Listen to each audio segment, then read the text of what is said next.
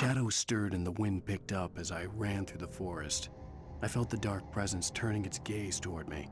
Then the moonlight was blotted out by dark shadows that raced violently across the ground, moving too swiftly to be natural. Darkness gathered between the trees and melted again to reveal the Taken. No natural path had brought them here.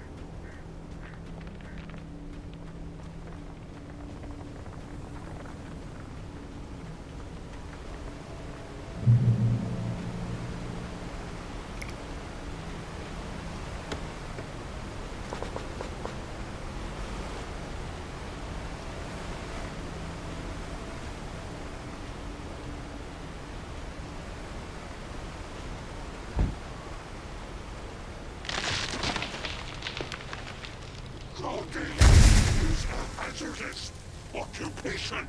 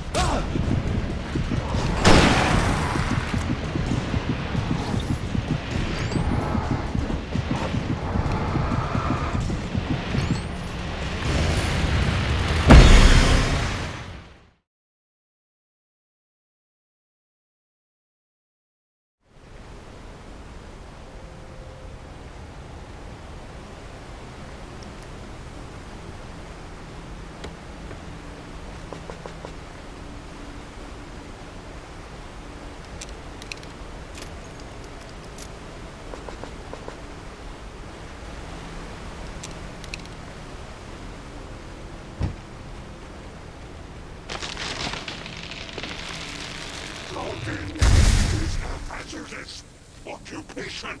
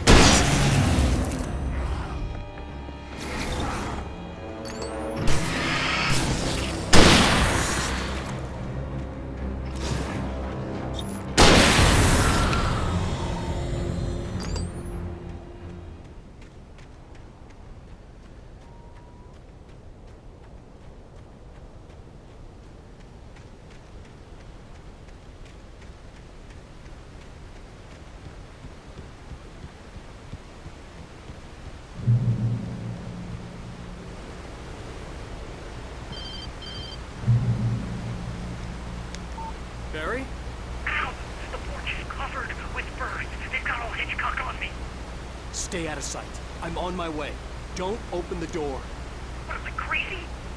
Stay hidden. I'll be there soon. Just make sure you keep the lights on.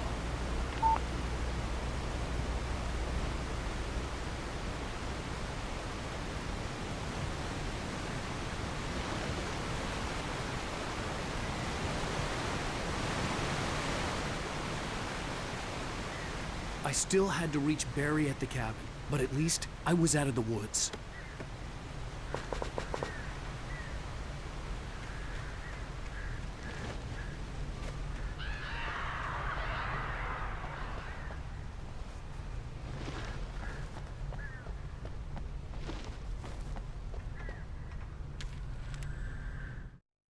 The FBI agent's command froze me in place. I considered surrender. It was all falling apart anyway.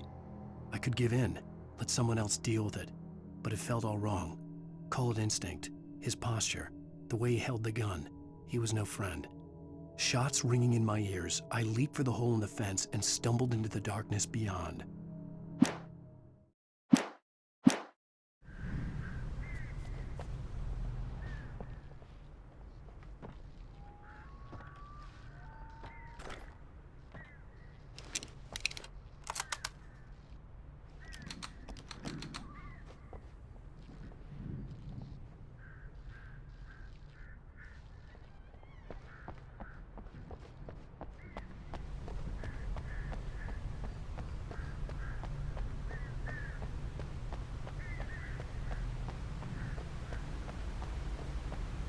I'd have to get the car from the locked garage. It would get me back to Barry faster, and the headlights were a welcome bonus. I had to find the key to the garage.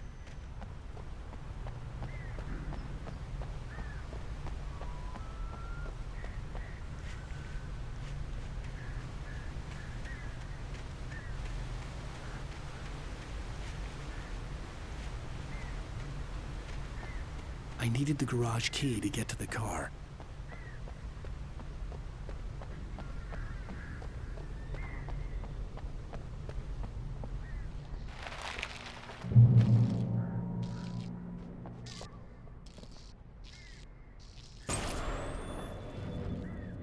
A story is not a machine that does what you tell it.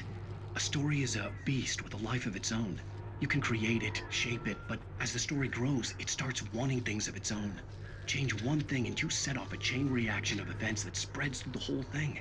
The characters have to be true to themselves. The events need to follow a logic that fits the story. A single flaw and the magic is gone.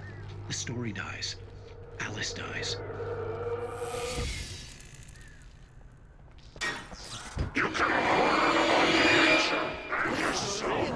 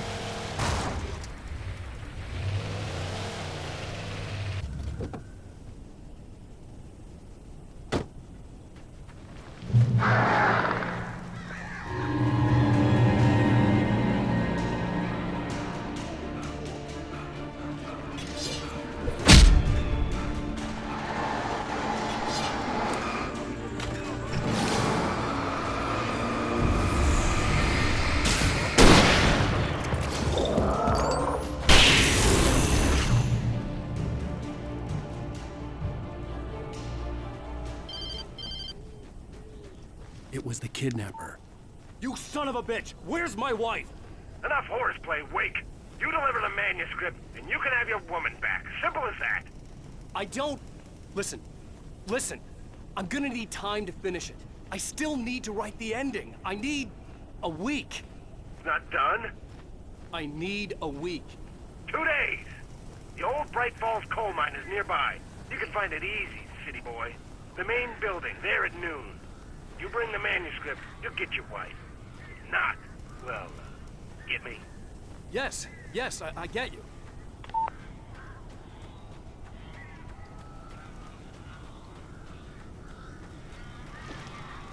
Barry had talked about birds over the phone.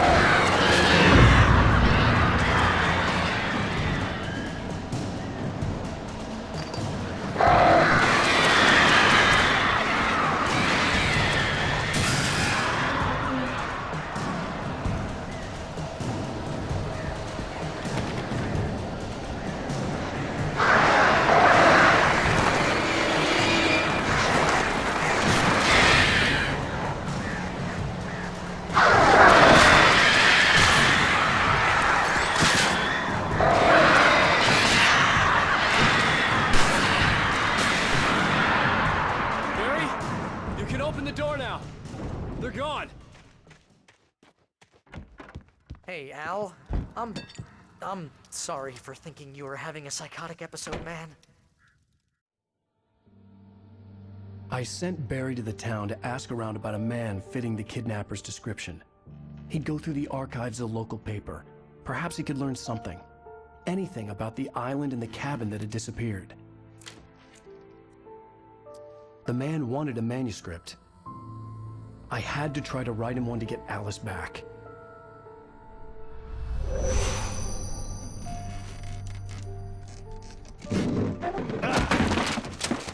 For me, the supernatural had always been nothing but a metaphor for the human psyche, a tool to use in writing fiction. Now, it was happening for real, and I couldn't put a single word on paper.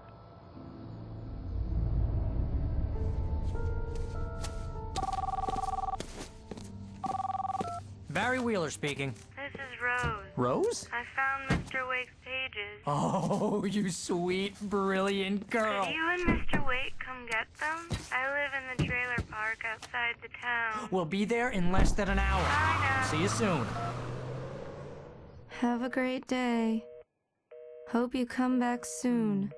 Welcome to the Oh Dear Diner. Good girl.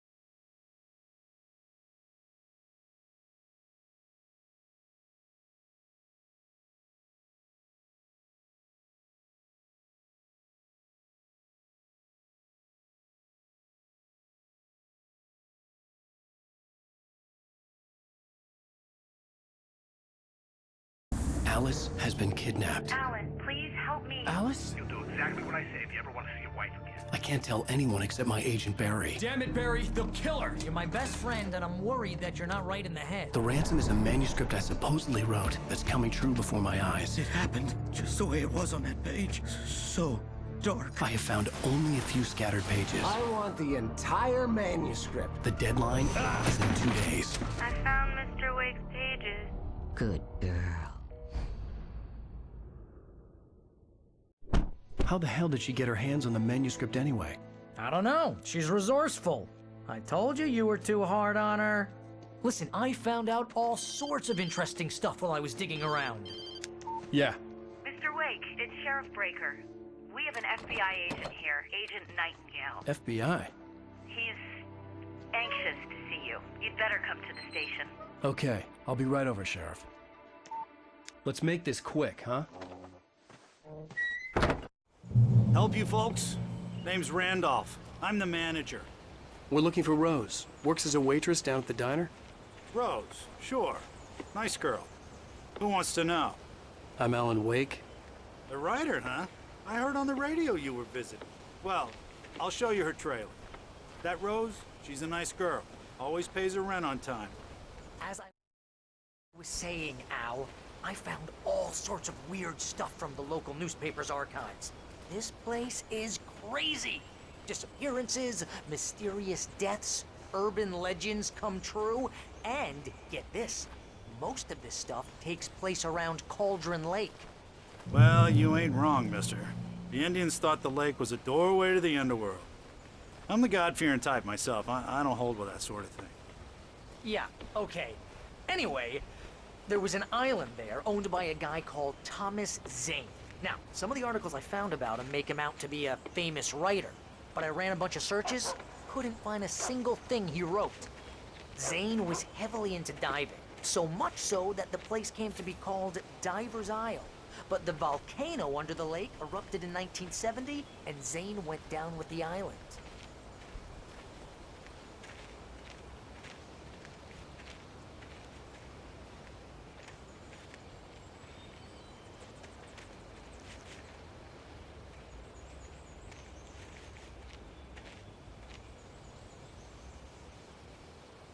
It gets better. A local girl, Barbara Jagger, drowned in Cauldron Lake just a week earlier. They were lovers. Sure, Jagger's a local spook story. The Scratching Hag comes for you in the dark. Childish stuff like that. Anyway, Al, I'm just getting to the best part. All of the articles about this stuff were written by Cynthia Weaver. I asked around, and she's that crazy bag lady you met. What, the lamp lady? She can be a little loopy, but she's not homeless or anything. Yeah, anyway, she knew both Jagger and Zane before they both died, and she had some kind of a breakdown.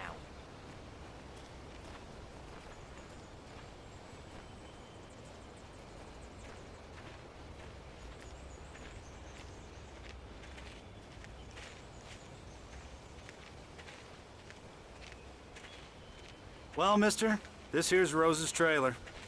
You mind me asking what you want with her? We're just here to talk to her, pal.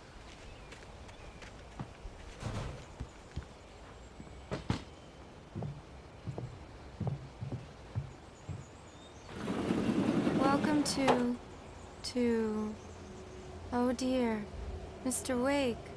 I'm so glad you're here. Rose, you have my manuscript? Oh. Oh, yes. Yes. Please, come in. Hey, this is really good. Rose, Yes, my manuscript. I really need it. I understand.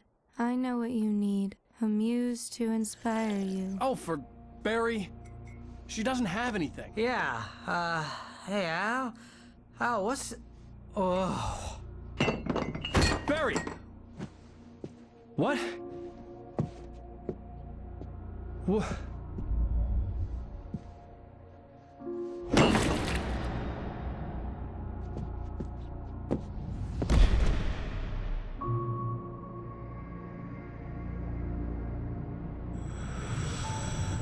It's coming for you, hiding in my barber's skin.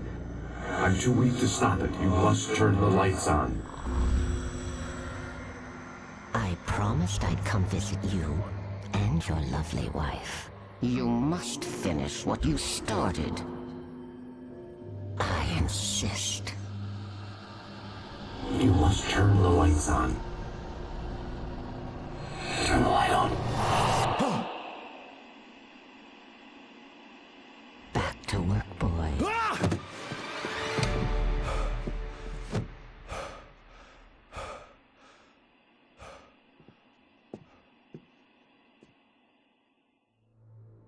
I felt nauseous, hungover. Only anger kept me going. Rose took a day from me. I had less than 12 hours left to meet the kidnapper. All I could do was get Barry into the car, work something out once I got on the road. Barry was out of it. He was way too heavy to carry. Diner. What can I get you today? Coffee? Right. I couldn't work up much hate for Rose. Something had used her to get to me and left its mark. My gun and... Mr. Randolph liked Rose. That little smile she had. How she was still sweet when life had tried so hard to make her bitter. It wasn't any of his business what she did in her trailer. But those strangers, the writer and his smart-ass sidekick, looked like trouble. And they'd been in there for hours, way past her normal bedtime. He reached for the phone and called the sheriff's station. Flashlight were gone. I'd have to find a way to get Barry into the car as quickly as possible. There was no time to waste.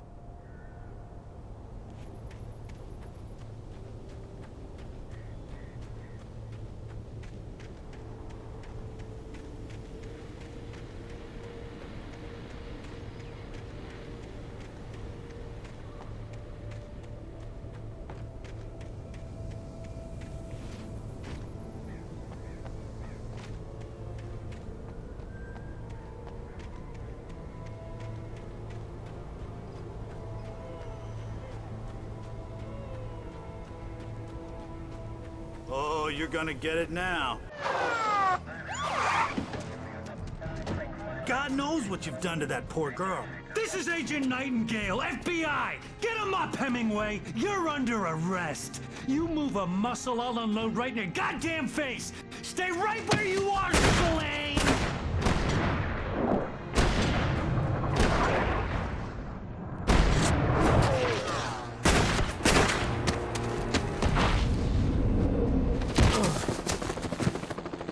What are?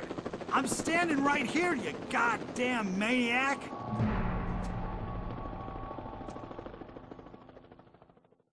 I hated to leave Barry behind, but there was no way I'd miss my appointment with the kidnapper. Give it up, Mr. Wake. Come on. Make it easy.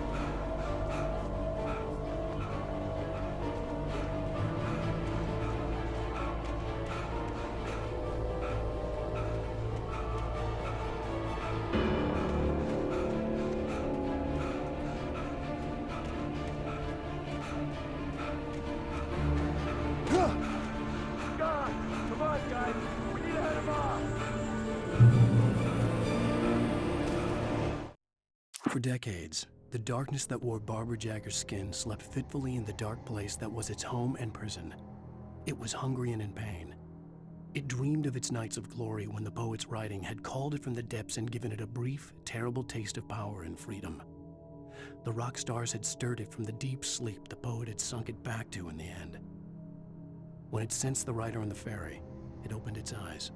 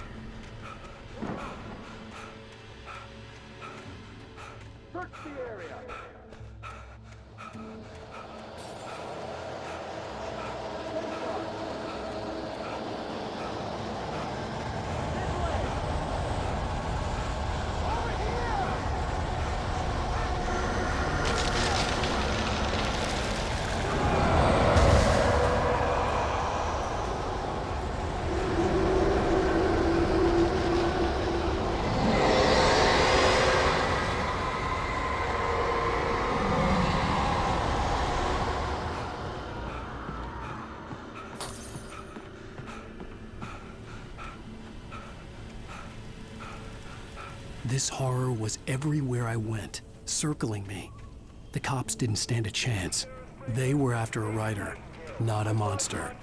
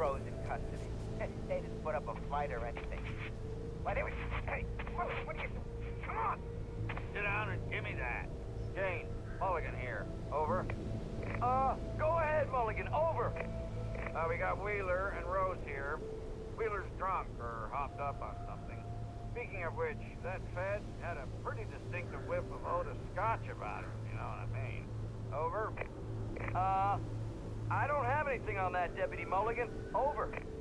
Well, whatever. Anyway, Rose is just being plain weird here. You better get Doc in to take a look at both. Over. Gotcha. You better get them here quickly. The Fed's gonna want to interview Wheeler, over. Oh yeah, I'll bet he does. Looks like they have a lot in common. Mulligan out.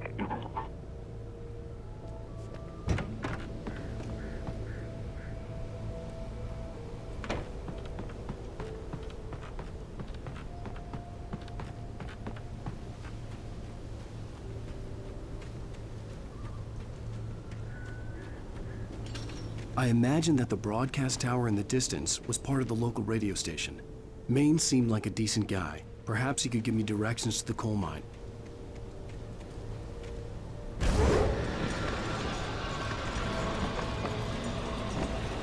Unnatural shadows clung to the road. The was trying to stop me. I wouldn't get through without a light.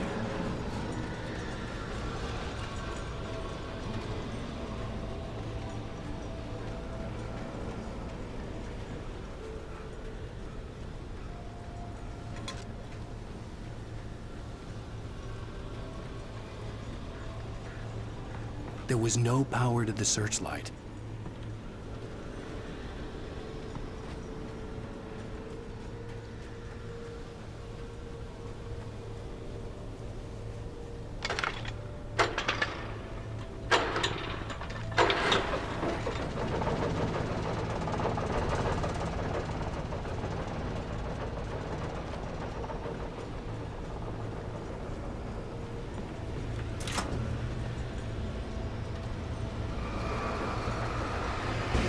The old generator conked out.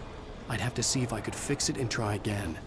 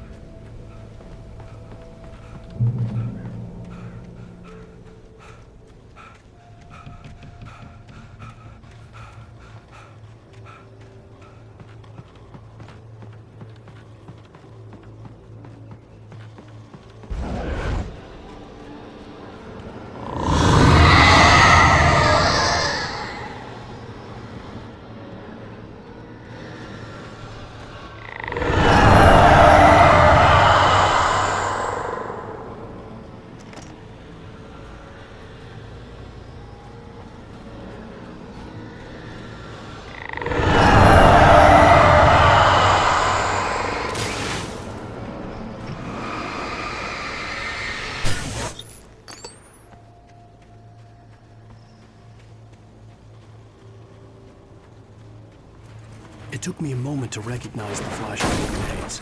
They were an ideal weapon for my situation. Team 1, come in. Over. Team 1, this is Sheriff Breaker. Report. Over. Team 2, come in. I need a report. Over. Come on,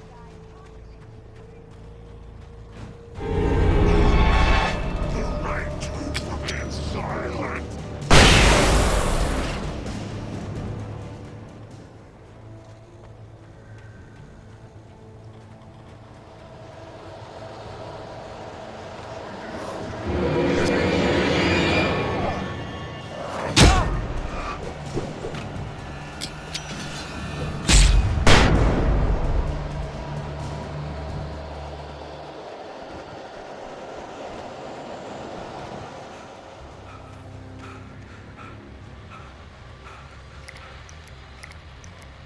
And here's another call. You're on KBFFM with Pat Maine. It's Bill Peabody, Pat. What's on your mind, Bill?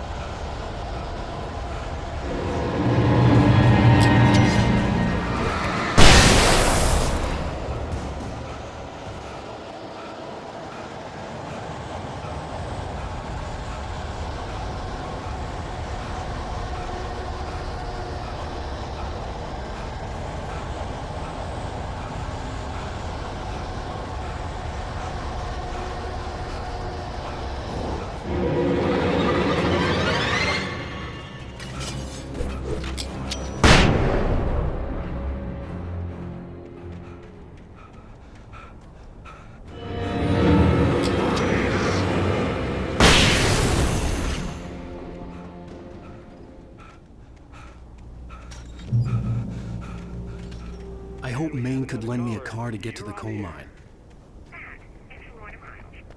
Oh, why, hello, Lorna. What do you have for us? Well, I just noticed flying cop's father with the trailer park. What do you mean? It's a trailer park. Of course you're going to have trouble in a place like that. I mean, what do you expect? The sheriff should be helping us normal citizens instead of wasting resources on those people. Well... Let the trash sort themselves out. I'm sorry, but my granddaddy settled in Bright Falls in 1911. Well, thank you very much for that compassionate viewpoint, Lorna. Oh, here's a little surprise. The famous writer Alan Wake just walked in. Folks, I'm going to see if I can talk him into an interview. Come on in, Mr. Wake. Oh, I'm so glad you could find the time to do this, Mr. Wake. Nowhere to run now, Dan Brown. You back away from me. Don't hurt. Whoa, whoa, whoa. Everyone calm down. Put the gun down. We're all friends here, right? Cool your jets, Nightingale. We got him. Judas Priest! What the hell's the matter with you? There's a civilian in there.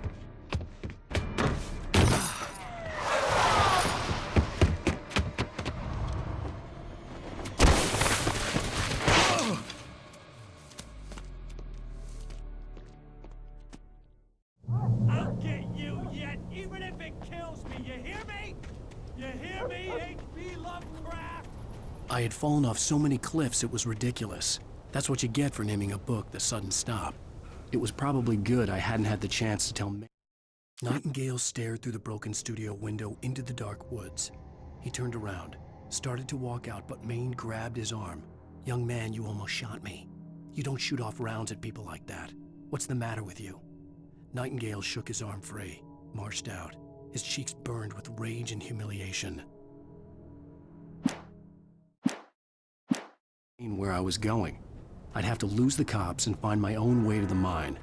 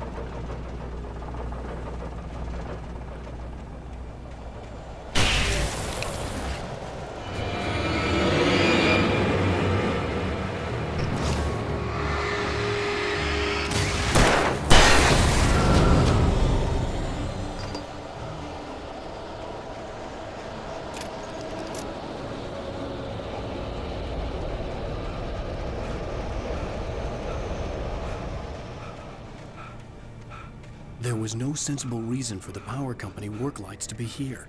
It was almost as if they'd been left for someone like me to use.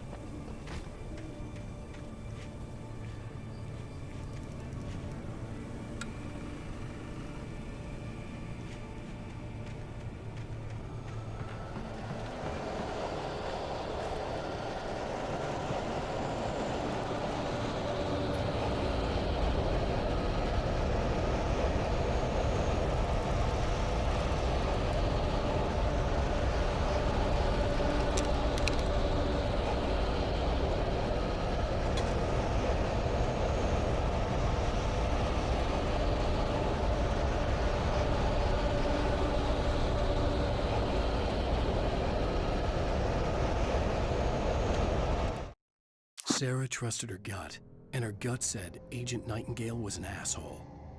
He felt wrong, and it wasn't just the smell of stale booze. It was in the way he flashed his badge, pulled rank, the look in his eyes when he wanted answers. Where was Alan Wake? What was this about an accident? Where was his wife? And most importantly, why did she let Wake go? He wouldn't answer her questions.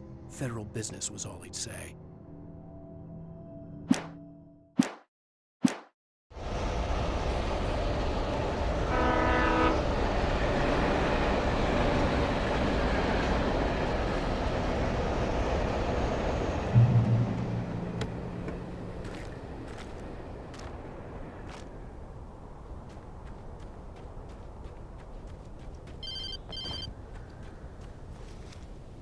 Hello? The most stubborn man I've ever met. Alice? Alice? Alan. Alan. I'm so afraid. Keeps me in the dark. Please help me. I look at you, Alan, and it's not you. Something else. Looking out from behind your eyes. Alice, I'm here. I'm so alone here. It's all gonna go to hell. You need to be careful. Cooperate. The connection had been terrible, but that wasn't the only thing that hadn't been right with the call. She sounded wrong somehow. The pipe wrenched itself loose from the bridge's steel framework. Wrapped in darkness, it floated in midair, twitching. For a moment, I didn't understand what I was looking at. The heavy object lurched at me with impossible force. I threw myself out of the way, but just barely. When I turned my flashlight on it, it shook in a dark rage before it flew at me again. But she had called me.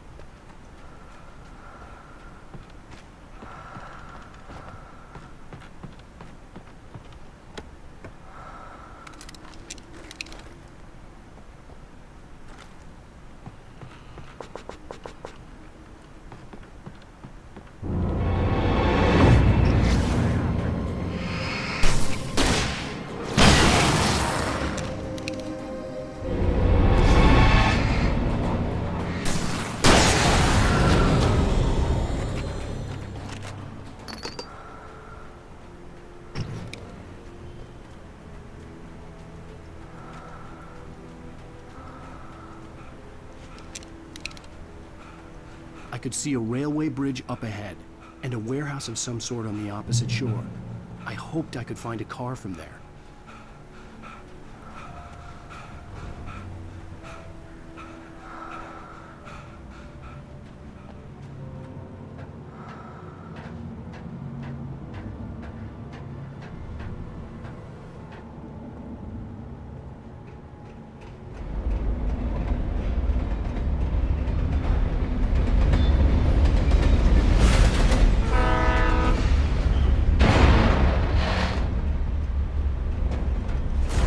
That was pursuing me was growing stronger, and it was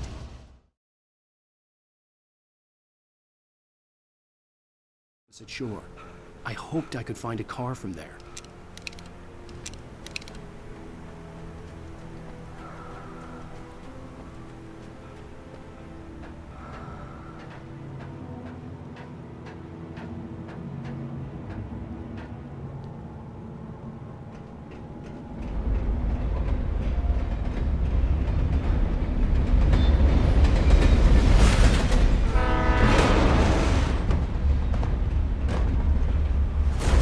That was pursuing me was growing stronger, and it was taking over everything in its path.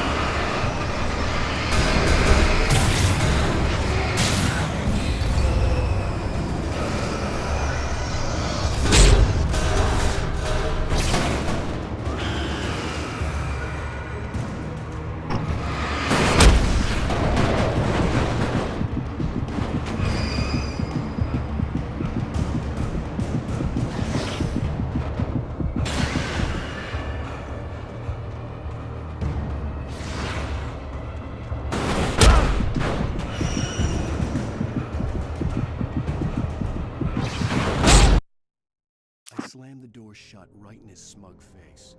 He pleaded for me to open the door. True to form, the asshole actually thought I would obey.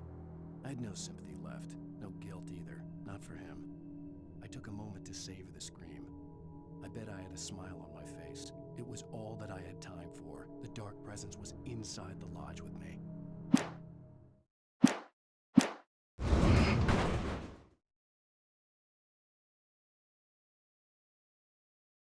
Sure. I hoped I could find a car from there.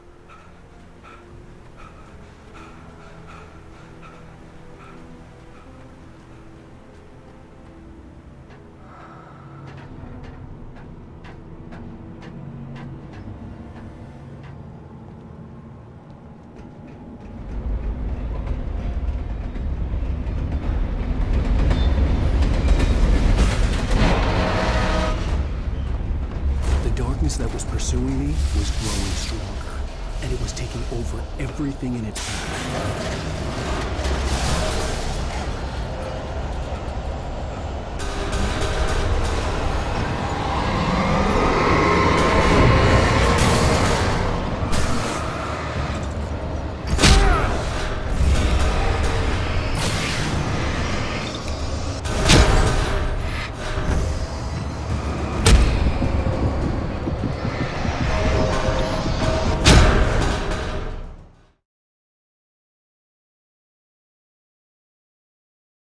Sure. I hoped I could find a car from there.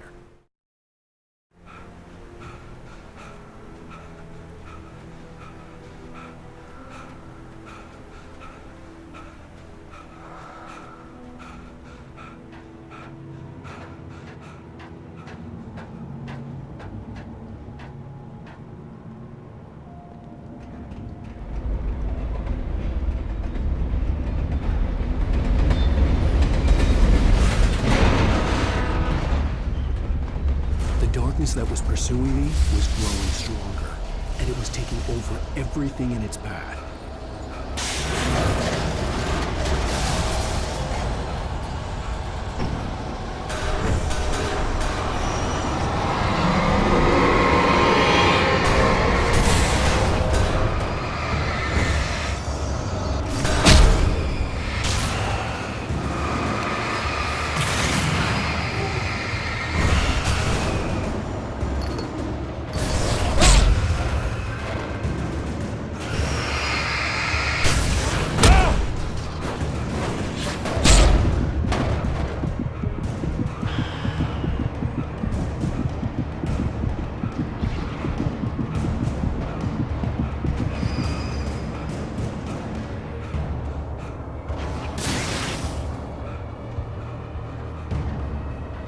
As a teenager, just starting to get interested in writing, Stephen King had been a source of inspiration to me. I thought about all the inanimate objects that had come to life in his books. No one is safe in a good horror story. Certainly not the protagonist. That's what makes them fun. This was anything but. The darkness could possess anything, and it was getting closer.